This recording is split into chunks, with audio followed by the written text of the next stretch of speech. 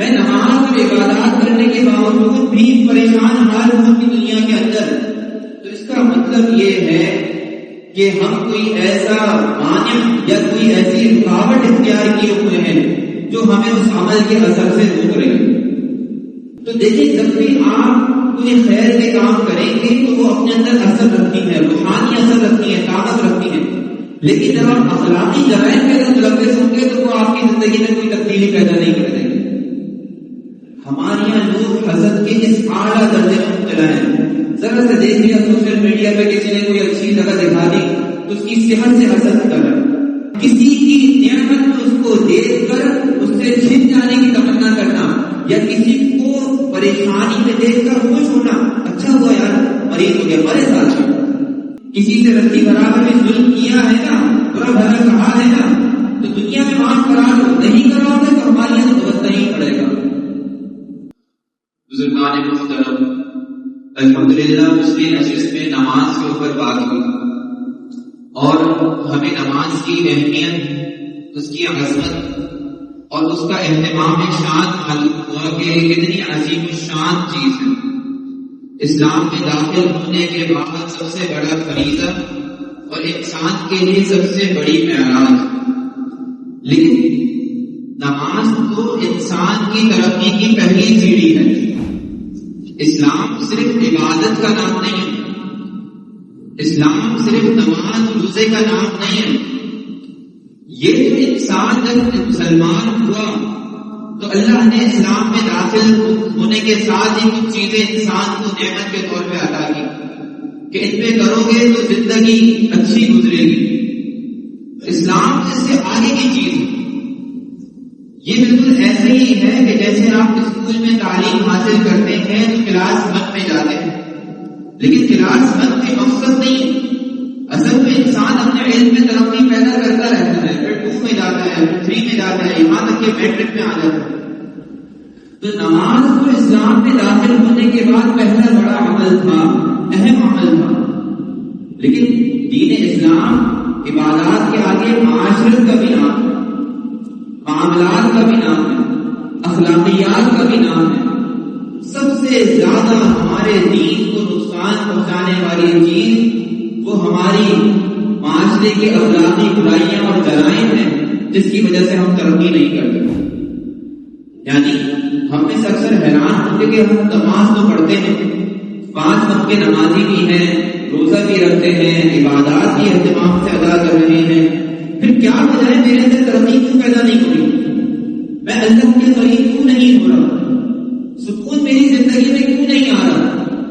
اللہ نے تو بڑے وعدے کیے تھے نماز کے اوپر، یہ مل جائے گا، وہ مل جائے گا، زندگی مطمئن ہو جائے گا، سکون ہو جاؤ گے، لیکن میں نماز پڑھ کے بھی مطمئن نہیں، میں نماز اور عبادات کرنے کے باوجود بھی پریشان حال ہوں کی دنیا کے اندر۔ تو اس کا مطلب یہ ہے کہ ہم کوئی ایسا مانع یا کوئی ایسی رکاوٹ اختیار کیے ہوئے ہیں جو ہمیں اس عمل کے اثر سے روک رہی ہے۔ ایک چھوٹی سی مثال سے سمجھیں کہ ایک موقع پہ میرا بچہ بیمار ہو گیا، اب اس کا گلا خراب، میں ڈاکٹر کے پاس لے کے گیا، ڈاکٹر نے دوائی دی، دوائی کھلانے غلط صحیح نہیں ہونا، میں سمجھا ڈاکٹر اچھا نہیں ہے، دوائی صحیح نہیں لکھی، دوسرے کے پاس لے گیا تب بھی فائدہ نہیں، پریشان ہو کے ہفتے 1.5 ہفتے بعد دیکھا تو بچے کے الماری کے اندر سے چورنوں کا اتنا بڑا ڈبہ نکلا۔ جب یہ بچہ مستقبل چورن کھاتا رہے گا تو وہ تو گلا خراب کرے گا۔ اب ڈاکٹر لاکھ دوائی دے دے، کتنی اچھی دوائی دے دے، فائدہ ہوگا نہیں؟ تو یہی ہماری مثال ہے کہ ہم نماز اچھی پڑھ لیتے ہیں، عبادات کر لیتے ہیں، لیکن ہماری مثال اس پھٹی کی تھیلی کی سی ہوتی ہے کہ جس میں ہم نیکیاں جمع کرتے رہتے ہیں، نیچے سے گراتے رہتے ہیں۔ اب اس آدمی کا کیا عادت ہوگا کہ جو یہ کہے کہ یار میں نیکیاں تو جمع کر رہا ہوں لیکن میرا تھیلا بھر ہی نہیں رہا۔ اس کی وجہ یہ ہے کہ ہم نیکیاں تو اوپر سے جمع کر رہے ہیں لیکن نیچے سے ایک سراغ ہے جو نیکیوں کو ضائع کر رہا ہے، اس کا اثر ختم کر رہا ہے۔ ایک چھوٹی سی مثال اور سامنے، ہمارے ایک صاحب تھے، وہ کہہ رہے ہیں میں نے جم جوائن کیا، مجھے فٹنس ٹرینر نے کہا کہ 1 مہینے میں آپ کا جو ہے وہ 20 کلو وزن کم کر دوں گا۔ اب میں روزانہ اس کے قاعدے ضابطے کے مطابق جو مجھے بتاتا رہا کرتا رہا. 1 مہینہ گزر گیا, مجھے 20 کلو تو دور کی بات 1 کلو کا بھی فرق نہیں آیا. میں نے اگر کو خوب سنائی کہ یار اتنی فیس بھی لے رہے ہو, اتنے نام کے تم ٹرینر بھی ہو, اتنے عرصے سے تمہارے مشوروں پہ بھی عمل کر رہا ہوں, لیکن مجھے فائدہ تو ہو نہیں رہا. تو اس نے کہا کہ آپ کھاتے ہیں؟ اس نے کہا زیادہ کچھ نہیں. آج کہا ہاں میری ایک شوق ہے, میرا پیزا کے بغیر کام نہیں چلتا. تو اس نے کہا جب تک پیزا کھاتے رہیں گے تو آپ کے اوپر فٹنس اثر کیا کرے گا؟ جتنا آپ محنت کرتے ہیں, جتنی مشقت کرتے ہیں, وہ سارا کا سارا برابر ہو جاتے جب آپ ہفتے میں ایک دفعہ پیزا کھا لیتے ہیں. یہ آپ کے فیٹ کو واپس چڑھا دیتے ہیں. تو دیکھیں جب بھی آپ کوئی خیر کے کام کریں گے تو وہ اپنے اندر اثر رکھتی ہے, روحانی اثر رکھتی ہے, طاقت رکھتی ہے. لیکن جب آپ اخلاقی جرائم کے اندر ملوث ہوں گے تو وہ آپ کی زندگی میں کوئی تبدیلی پیدا نہیں کر دیں گے. اب ہمارے اخلاقی جرائم کیا ہے؟ اخلاقی جرائم ایک حدیث جو میں نے بھی آپ کے سامنے پڑھی نبی کریم صلی اللہ علیہ وسلم کی, اس میں بیان کیے گئے. اور یہ حدیث اتفاق سے کل مجھے یوسف بھائی نے کہا کہ بیان کرنا ہے اخلاقی جرائم کے اوپر, تو خود ہی ذہن میں آ گئی.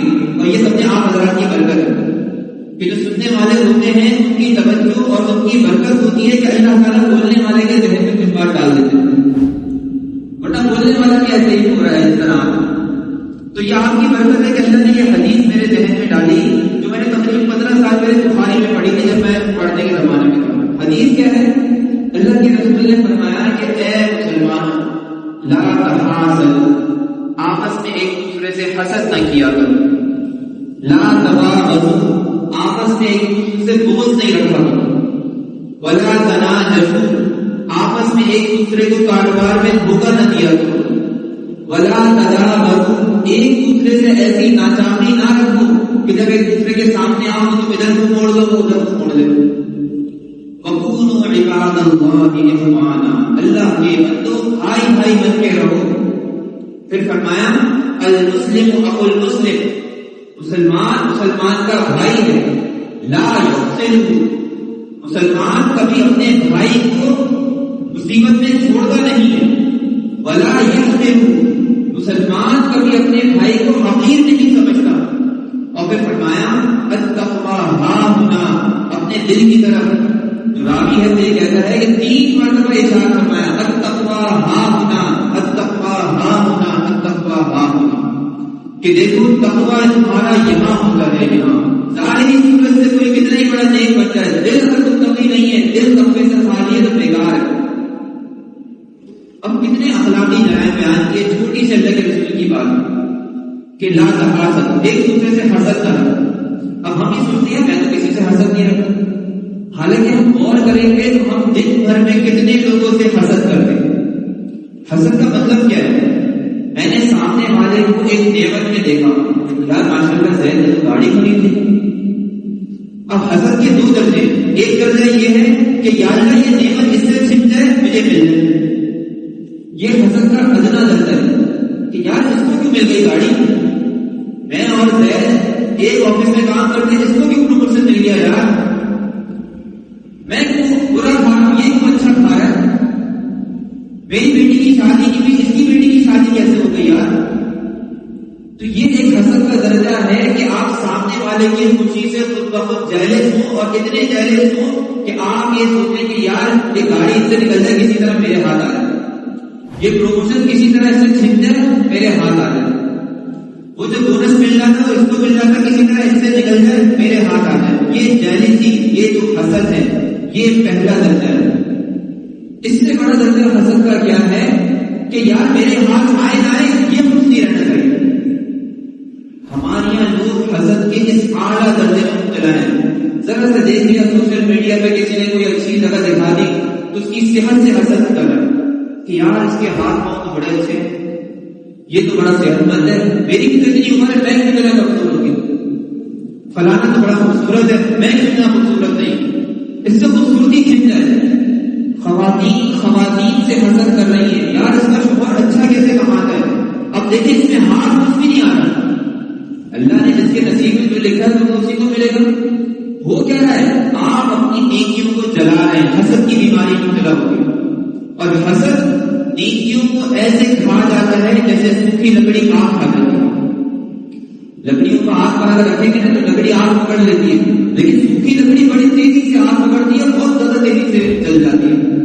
تو فرمایا کہ حسد بھی تمہاری نیکیوں کو ایسے ہی کھا جاتا ہے کہ جس طرح سوکھی لکڑی آگ کھا جاتی ہے۔ اب آپ نے تو کچھ بھی نہیں کیا، آپ نے صرف سوچا کہ یار فلانے کی صحت بڑی اچھی، فلانے کے پاس مال بہت، گاڑی پتہ نہیں کہاں سے اتنی اچھی خرید لی، خود بخود دل کے اندر ایک اخلاقی جرم پیدا ہوا کہ یہ چیز اس سے نکل جائے، یہ چیز اس کے پاس نہ رہے۔ کسی کی نعمت میں اس کو دیکھ کر اس سے چھن جانے کی تمنا کرنا، یا کسی کو پریشانی میں دیکھ کر خوش ہونا، اچھا ہوا یار مریض ہو گیا، مرے ساتھ۔ اگر آپ کے ساتھ کوئی اچھا کام کر رہا ہے، آفس میں اچھا کام کر رہا ہے، آپ کو ڈر لگ رہا ہے کہ یار اس سے آگے نہ بڑھ جائے، ایک دفعہ آپ سے حادثہ ہو گیا، دل ہی دل میں خوش ہو رہا ہے، یار شکر ہے حادثہ ہو گیا، ورنہ کل چلا تو نہیں، میرے اس سے آگے بڑھ جاتا۔ یہ ایک اخلاقی جرم ہے جس کو اللہ کے رسول نے فرمایا ولا تحاسد، ایک دوسرے سے کبھی حسد نہ کرنا۔ کیوں؟ حسد کی وجہ سے انسان نظر لگاتا ہے، اور جب نظر لگتی ہے فرمایا فالعین حق، نظر بالکل برحق۔ اللہ کے رسول کے زمانے میں ایک صحابی بہت خوبصورت جسم والے ایک جگہ نہا رہے، غسل فرما رہے تھے، غسل کرتے کرتے اچانک گرے اور لرزہ طاری ہو گئے جسم کے اوپر، کانپنے لگے۔ لوگ پریشان ہو گئے کہ میں نے کہا دورہ پڑا، ان کو مرگی کا دورہ پڑا، کیا ہوا؟ آپ صلی اللہ علیہ وسلم کو بتایا کہ فلانے صحابی تھے، نہا رہے تھے اور ایک دم گرے۔ اللہ کے رسول آئے اور اللہ کے رسول نے ان کو دیکھا اور فرمایا کہ تم میں سے کوئی آدمی حسد کر کے نظر لگا کے کسی کو قتل کرنے کی کوشش کرتا ہے۔ سوچے کہ جب ایک انسان نظر لگاتا ہے تو سامنے والے کو نظر لگتی ہے اور اس کی وجہ سے وہ متاثر ہو جاتا ہے، یہ اللہ کا ضابطہ ہے۔ جبکہ اللہ تعالیٰ نے نبی کریم صلی اللہ علیہ وسلم کی زبانی ہمیں وہ دعائیں بتائیں کہ جو انسان کو دوسرے کے حسد سے بچائے۔ اللہم انی اعوذ بک من شر ما اجد واحاذر، اور ایک حدیث میں آتا ہے من کل عین لامہ ومن شر حاسد، کہ اے اللہ میں نظر لگانے والی آنکھ سے اور جلنے والے حسد کرنے والے یہ جو ہے وہ غلط خیالات سے آپ کی پناہ مانگتا۔ تو انسان جب حسد میں مبتلا ہوتا ہے تو پھر وہ نظر لگاتا ہے، اور جب وہ نظر لگاتا ہے تو سامنے والا متاثر ہوتا ہے، چلتا چلتا بندہ برباد ہو جاتا ہے۔ تو صبح شام اپنے اوپر دعاؤں کا بھی اہتمام کریں، اپنے آپ کو کوشش کریں کہ نعمت کا اظہار اس درجے میں ہو کہ اللہ تعالیٰ کی بڑائی ظاہر ہو جائے۔ بس جو نعمت کا اظہار دوسرے کو حقیر دکھانے کے چکر میں ہو کہ دیکھو میرے پاس یہ نعمت ہے تمہارے پاس نہیں ہے، اس کا حدیث میں آیا کہ المسلم اخو المسلم، کہ دیکھو مسلمان کا بھائی ہوتا ہے، وہ نہ اپنے بھائی کو کبھی مصیبت میں تنہا چھوڑتا ہے، نہ کبھی اس کو حقیر سمجھتا ہے۔ ہمارے یہاں کتنا ایک عام طریقہ ہے کہ ہمارے یہاں کوئی ملازم ہوتا ہے اس کو حقیر سمجھتے ہیں، گھر میں کام کرنے والا ہے ہم اس کو ذلیل کر دیتے بیٹھے بیٹھے، ہم کہتے ہیں میرا کیا بگاڑ دیتے۔ گھر کا چوکیدار ہے، گھر کا ڈرائیور ہے جس کے بارے میں ہمیں امید ہے، یا میرا آفس میں باس ہوں، میرے تحت کام کرنے والے 4 کلیگ ہیں، میں افسر کو 4 ماتحت ہیں، میں صاحب کی ماں بہنیں کروں، میں ان کو گالیاں سنا دوں، اپنے باس کے سامنے میری گالیاں نہیں نکلتی، لیکن جہاں میرے سے کمتر آ جاتا ہے میں اس کو حقیر سمجھتا ہوں، جبکہ تو میں اس کو گالیاں سنا دیتا ہوں۔ اگر مجھے یہ خیال ہو کہ یہ مسلمان ہے، اگر مجھے خیال ہو کہ کل قیامت کو یہ بھی میرا گرمان پکڑ سکتا ہے، یہ میرا ڈرائیور ہے، یہ میرا چپراسی ہے، یہ میرا چوکیدار ہے، ٹھیک ہے، اللہ نے اس کو یہاں دنیا میں میرے اوپر قدرت دے دی، مجھے غلبہ دے دیا اس کے اوپر، مجھے طاقت دے دی، لیکن ایسا معاملہ ہمیشہ نہیں چلے گا، کل قیامت کو اللہ تعالیٰ سے برابری کریں گے۔ حدیث میں آتا ہے کہ قیامت میں اللہ تعالیٰ ایسی برابری کریں گے کہ اگر ایک بغیر سنگ والے بکری نے بغیر سنگ والے بکرے کو مارا ہوگا تو اللہ تعالیٰ اس کو کھڑا کریں گے، وہ اس کو سنگ دیں گے، وہ سنگ مارے گا اور پھر اللہ تعالیٰ کو ختم کر دیں گے، مٹا دیں گے۔ یہ جانوروں کا حساب کتاب ہمیں بتانا اور قیامت میں اس کو کر کے دکھانا، یہ ان کو انصاف نہیں بلکہ پورے عالم کو دکھانے کے لیے ہے کہ کوئی چیز انصاف سے خالی نہیں ہے۔ یہ دا ڈے آف ججمنٹ ہے، انصاف کا دن ہے۔ کسی سے رتی برابر میں ظلم کیا ہے نا، برا بھلا کہا ہے نا، تو دنیا میں معاف کرا لو، نہیں کراؤ گے تو ہمارے یہاں بھگتنا ہی پڑے گا۔ اور حقوق العباد تو ایسے ہوتے ہیں جو حسد کا معاملہ ہے، آپس میں بغض رکھنے کا معاملہ ہے، آپس میں ایک دوسرے کے اوپر نظر لگانے کا معاملہ ہے، یہ جو اخلاقی جرائم اس کے اندر بیان کیے گئے ہیں، یہ وہ معاملہ ہے کہ انسان لاکھ اللہ سے معافیاں مانگ کرے، معاف نہیں ہوتا جب تک کہ سامنے والا معاف نہ کرے۔ جو حقوق العباد ہیں، اخلاقی جرائم ہیں، وہ انسان اللہ کے معاف کرنے سے یا انسان کے اللہ سے معافی مانگنے سے معاف نہیں ہوتے جب تک کہ جس نے ظلم نہ کیا اس کا حق نہ دے دیا۔ میرے بھائی کی وراثت کھالی، اللہ سے معافی مانگ رہا ہوں، اللہ سے معافی مانگوں گا، اللہ اس بات کو معاف کر دے گا۔ لیکن جو بھائی کا حق تم نے کھایا وہ جب تک بھائی معاف نہیں کرے گا تو قیامت کے دن کھڑے ہو گیا۔ قیامت کے دن میدان حشر میں زمین تمہیں جکڑ رہے گی کہ جب تک حقوق العباد والے آگے تم سے اپنے اپنے حق کا فیصلہ نہ لے لیں۔ آپ نے سنی ہوگی وہ حدیث مفلس والی، حضرت علماء مفلس کون ہے مفلس؟ تو فرمایا کہ وہ ہے کہ جس کے پاس دینار نہ درہم نہ ہو۔ نہیں نہیں، یہ مفلس نہیں ہے، مفلس وہ ہے کہ دنیا میں لوگوں کے حقوق مانے میں۔ حدیث میں پہلا جو اخلاقی جرم ہمیں بیان کیا گیا، اچھا دیکھیں، ایک انسان کا گناہ ہوتا ہے نا کہ جس کا انسان کو فائدہ ہو۔ ایک انسان نے چوری کی، گناہ کیا لیکن فائدہ تو ہوا، یہ گناہ میں لذت ہے، یعنی ایک گناہ بھی ہوا فائدہ بھی کچھ نہیں ہوا۔ حسد کی بیماری بھی لگ گئی، بغض سے جلن سے اپنے آپ کو جلا بھی رہے ہیں، اپنے آپ کو پریشان بھی کر رہے ہیں، نہ دین کا فائدہ ہوا نہ دنیا کا فائدہ ہوا، نہ خدا ہی ملا نہ وصال جنم، نہ ادھر کے رہے نہ ادھر کے رہے، نہ دین کا کوئی فائدہ ہوا ہمارے، نہ دنیا کا فائدہ ہوا، نقصان ہی نقصان ہوا کہ ہم حسد کی وجہ سے اپنی کی نیکیاں جو ہاتھ میں تھی وہ گنوا بیٹھے۔ تو کسی کی اوپر آنے والی آزمائش پہ ہمیشہ مقتدی ہو، چاہے دشمن ہی کیوں نہ ہو، دشمن مرے تو خوش نہ ہوئی، سجنا بھی مر جانا ہے۔ دشمن آج مر گیا، خوشی کی کیا خبر، کل تم بھی مر جاؤ گے۔ تو دشمن پہ بھی اگر کوئی مصیبت آ رہی ہے، ٹھیک ہے، اگر اس نے ہمارے ساتھ برا کیا تو معاملہ اپنی جگہ پر ہے، لیکن ہمیں خوشی نہیں ہے اس پہ۔ کوئی دشمن بھی ہے، اگر اس کو نعمت مل رہی ہے، اللہ نے اس کو دینا تھا، نصیب میں لکھا تھا، اللہ اور دے، اللہ ہمیں بھی دے۔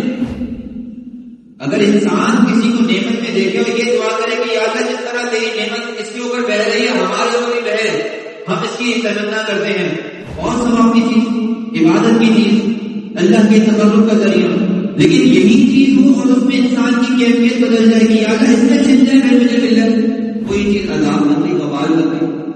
اب ہم نماز پڑھ کے آئے، نماز پڑھ کے باہر نکلے، سامنے والے کی اپنی گاڑی کھڑی دیکھی، اپنے اس سے حسد۔ آج معاشرہ حسد سے بھرا پڑا ہے، آپ کی نہ اچھی نوکری کسی کو برداشت، نہ آپ کے اچھے کپڑے کسی کو برداشت، نہ آپ کی اچھی صحت کسی کو برداشت، نہ آپ کے پاس آتا ہوا مال کسی کو برداشت، ہر بندہ اس اخلاقی جرم کے اندر ملوث ہے۔ تو پہلی چیز تو ہمیں اپنے اندر سے حسد نکالنا کہ یہ ہمیں اپنی فکر صحیح کرنے کی ضرورت ہے۔ دوسری چیز ولا تباغضوا، بغض نہ رکھو ایک دوسرے سے کہ یار مجھے موقع مل گیا میں اسے چھوڑوں گا نہیں، ٹھیک ہے ابھی مجھے نکل گیا میرے ہاتھ سے، لیکن جب میری باری آئے گی مجھے موقع ملے گا میں اس سے بغض کی نہ پال کے دل میں رکھوں۔ ایسا ہوتا ہے ہماری، جب ہماری ایک دوسرے سے کمپٹیشن ہوتا ہے کاروبار کے اندر، ایک دوسرے سے کمپٹیشن ہوتا ہے جاب کے اندر، ایک دوسرے سے کمپٹیشن ہوتا ہے کسی جو ہے منافع کے اندر، کسی کام کے اندر، ہم اپنے کمپٹیٹر سے بغض پال کے رکھتے ہیں کہ یار جب اس دفعہ اس کی جلدی اگلی دفعہ میں اپنی چلاؤں، اس دفعہ تو اس نے اپنی خودنس نکال لی، مجھے موقع مل گیا میں اپنی خودنس نکالوں، کبھی آنے تو دو پہاڑ کے نیچے ہو۔ یہ کیا ہے کہ آپ کے ہاتھ کچھ بھی نہیں آ رہا، آپ بغض کے جرم میں مبتلا ہیں، آپ دن بھر اپنی نیکیاں چلا رہے ہیں، آپ کو پتہ بھی نہیں ہے کہ آپ کی نیکیوں کا جو خزانہ تھا جو آپ نے صبح فجر کی نماز پڑھ کے صبح کی تلاوت کر کے جتنے روزہ رکھ کر زکات ادا کر کے جمع کیا تھا وہ نیچے آگ سے جل جل کے ختم ہو رہا ہے پتہ۔ تو بغض نہ رکھو ایک دوسرے سے، حسد نہ رکھو۔ مسلمان اکونوا عباد اللہ اخوانا، کتنا ہی بڑا دشمن کیوں نہ ہو، بھائی بھائی بن کے رہو ایک دوسرے کے۔ ٹھیک ہے مجھ سے ایک آدمی کا مزاج نہیں ملتا، میں اس سے کم ملتا ہوں، لیکن بغض نہیں ہے اس کے خلاف میرے دل میں اس کے خلاف کوئی حسد نہیں ہے۔ یہ جانے اس کا اللہ جانے، اللہ اس کو نعمتیں دے رہا ہے اور دے، اللہ تعالیٰ نے اگر اس کو کسی مصیبت آزمائش میں ڈالا، اللہ تعالیٰ اس کو بچائے، اس کو محفوظ رکھے۔ ہم اس کے لیے بد دعائیں نہیں کرتے، اپنے دل کو دوسروں کے کینے سے، دوسروں کی حسد سے، دوسروں کی عداوت سے، دوسروں کو مال میں نقصان پہنچانے سے اپنی فکر کو، شعور کو صاف رکھیں۔ تو یہ چند اخلاقی جرائم ہیں، مختصر جس سے بیان کرنا مقصد تھا۔ انشاءاللہ اللہ تعالیٰ سے امید ہے اللہ تعالیٰ مجھے جو کہنے والا ہے سب سے زیادہ میں عمل کا مختار ہوں، مجھے بھی عمل کرنے کی توفیق عطا فرمائے، آپ حضرات کو بھی توفیق عطا فرمائے، آپ حضرات نے جو وقت دیا اللہ تعالیٰ سے قبول فرمائے، اللہ تعالیٰ سے ہمارے دین کی، علم کی، ہمارے اخلاق کی، ہمارے معاشرت کی ترقی کا ذریعہ بنائے، آمین۔ وآخر دعوانا ان الحمد للہ رب العالمین۔ الحمد للہ رب العالمین، والصلاة والسلام علی سید المرسلین وخاتم الانبیاء والمرسلین وعلی آلہ واصحابہ اجمعین۔ اللهم انت السلام ومنك السلام، تبارك ربنا وتعالى يا ذا الجلال والاكرام، سمعنا واطعنا غفرانك ربنا واليك المصير، لا اله الا انت سبحانك انا كنا من الظالمين۔ یا اللہ، یا رحمان، یا رحیم، ہم زبان سے کچھ کہتے ہیں لیکن دل ہمارے عمل سے خالی ہے، دل ہمارے تقوی سے خالی ہے۔ یا اللہ، ہم کہتے کچھ ہیں، ہم کرتے کچھ ہیں، ہم نفاق عملی مبتلا ہیں۔ یا اللہ، ہمارے جرم عظیم کو معاف کرو۔ یا اللہ، ہمارے اخلاق کی اصلاح فرما، ہمارے اعمال کی اصلاح فرما۔ یا اللہ، ہمارے کردار کی اصلاح فرما۔ یا اللہ، بری چیزوں سے جو ہمارے دین کو کھوکھلا کرنے والی ہوں، جو ہمارے اللہ سے تعلق کو ختم کرنے والی ہوں، یا اللہ ہمیں محفوظ فرما۔ یا اللہ، ہمیں محفوظ فرما۔ بہت سے لوگ ہوں گے جن کا ہم نے دل دکھایا ہوگا، کبھی ان کو پریشان کیا ہوگا، یا اللہ ہمیں احساس بھی نہیں ہوا ہوگا۔ یا اللہ، تو ہمارے اس جرم عظیم کو معاف فرما۔ یا اللہ، تو ہمارے اس جرم عظیم کو معاف فرما۔ یا اللہ، اگر وہ لوگ ہمارے سامنے ہوتے، اگر دنیا سے چلے گئے تو ہم ان سے معافی مانگتے۔ یا اللہ، ان کو ہم سے راضی فرما دے۔ یا اللہ، ان کو راضی فرما دے۔ یا اللہ، ہمارے والدین کے حق میں جو ہم سے کوتاہی ہوئی، ہمارے اپنے عزیز ذات اقارب کے حق میں جو کوتاہی ہوئی، یا اللہ تو ہمیں معاف فرما دے۔ یا اللہ، تو ہمارے اخلاق کی اصلاح فرما، ہمارے اعمال کی اصلاح فرما، ہمیں دین کو سمجھنے کی، صحیح طریقے سے عمل کرنے کی، اور دین اور ایمان کے اوپر ہی ہمارا خاتمہ فرما۔ یا اللہ، یا رحمان، یا رحیم، آخرت میں نبی کریم صلی اللہ علیہ وسلم کے حوض کوثر سے جام نصیب فرما، آپ کے امتیوں میں ہمارا شمار فرما، آمین۔ اللهم انا نسألك من خير ما سألك من نبيك وعبدك وحبيبك سيدنا محمد صلى الله عليه وسلم، ونعوذ بك من شر ما استعاذك منه عبدك وحبيبك ونبيك سيدنا محمد صلى الله عليه وسلم، انت المستعان وعليك البلاغ، ولا حول ولا قوة الا بالله، وصلى الله تعالى وسلم على خير خلقه محمد وعلى آله واصحابه اجمعين، آمين برحمتك يا ارحم الراحمين۔